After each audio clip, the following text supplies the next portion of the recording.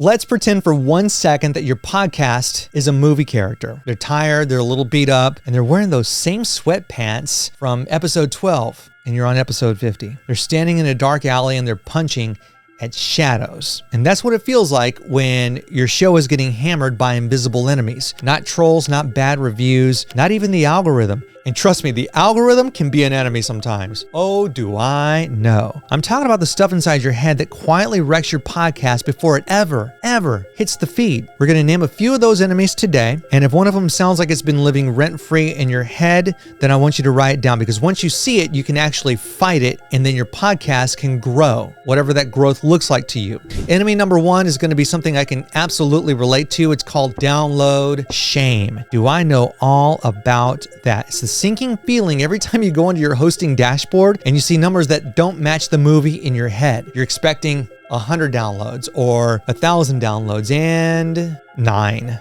And I've been there before.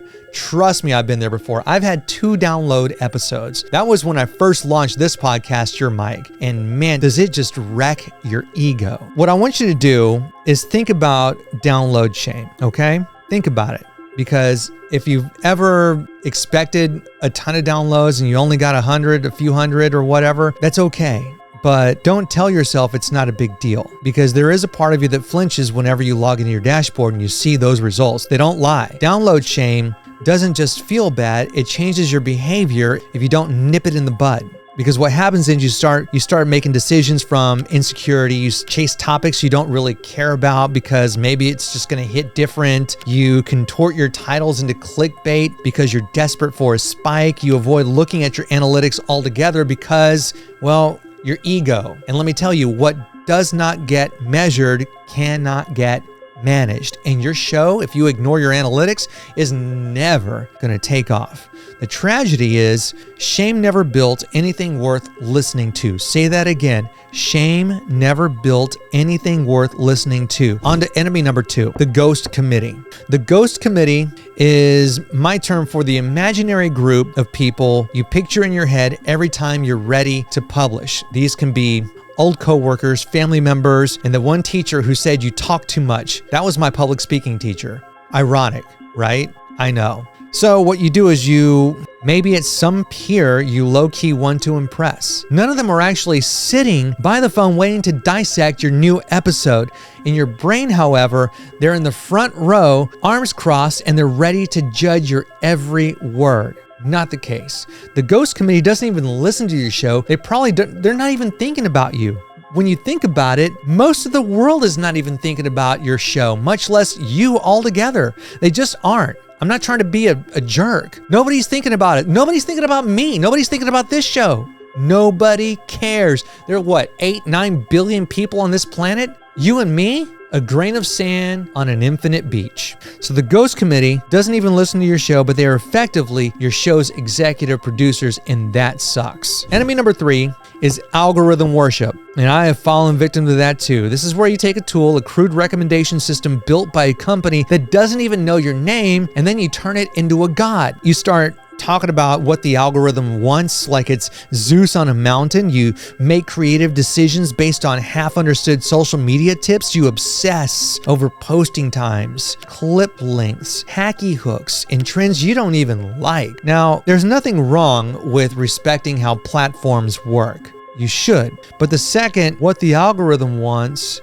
outranks what my listener needs, well, you're in trouble. Because the algorithm doesn't buy from you. It's not going to share your show with a friend over coffee. It's not going to send you an email saying, that episode got me through a rough week. Or better yet, finally, someone gets me. Real people do that. Real people share your episode. Real people listen. Real people spend time with you. It's not the algorithm. The algorithm doesn't care. Enemy number 4, loyalty to suffering. Now, I'm going to tell you one thing. I'm a fan of suffering because anything worth having does involve some suffering. You got to ride the struggle bus. I don't care what the gurus say, all right? I'm just a fan of chosen suffering, not unchosen suffering. So think about that. Loyalty to suffering, it is really really sneaky. Somewhere along the way, you convince yourself that a real creator is always exhausted. So if podcasting doesn't hurt, you're probably not doing it right. You take on too many episodes, you have too many guests, too many platforms, you sleep badly, you eat worse, and then you call it a grind when in fact you're just running yourself through a meat grinder. Then what happens is you eventually burn out, you tell yourself you're weak, and then you double down again, you rinse and repeat.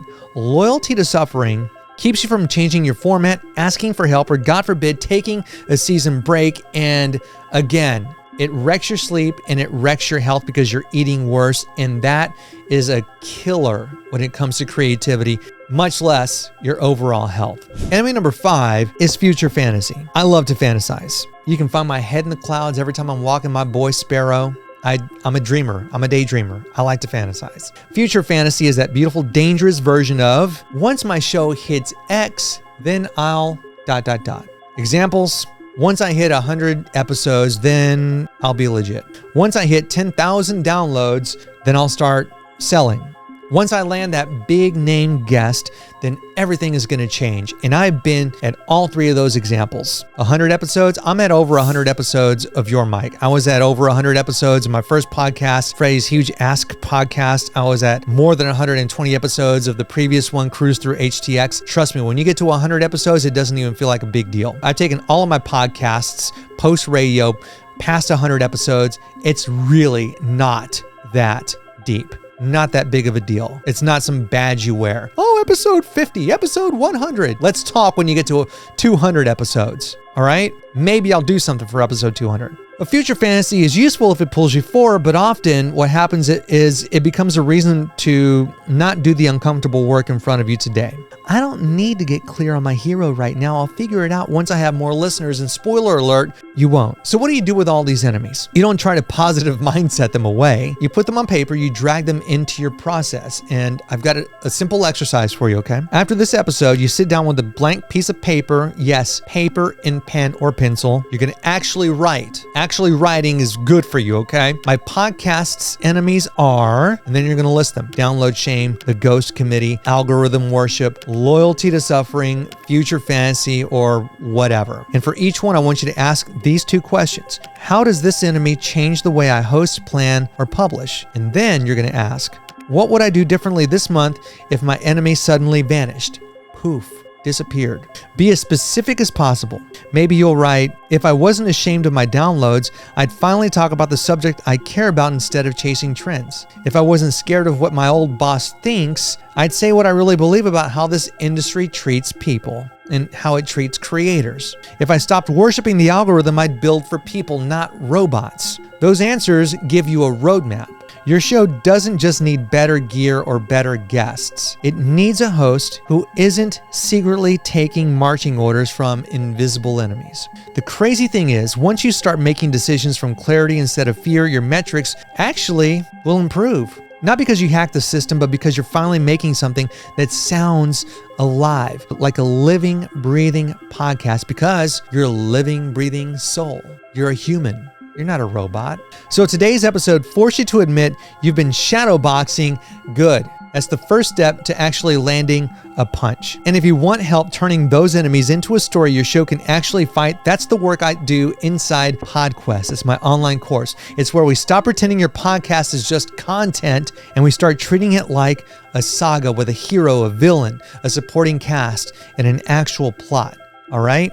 We got the heroes, the villains, very real enemies to defeat, and an actual hero to take on a journey. And for listeners of this very podcast, you can get 10% off any PodQuest option with the code ENEMY10. All caps, one word, ENEMY10 at checkout when you go to speakpodcasting.com. I'm going to share the link in the show notes. You can get there with that code and save on either option of PodQuest. Use it at checkout, make that decision. You conquer those invisible enemies and keep your mic hot. Appreciate you listening.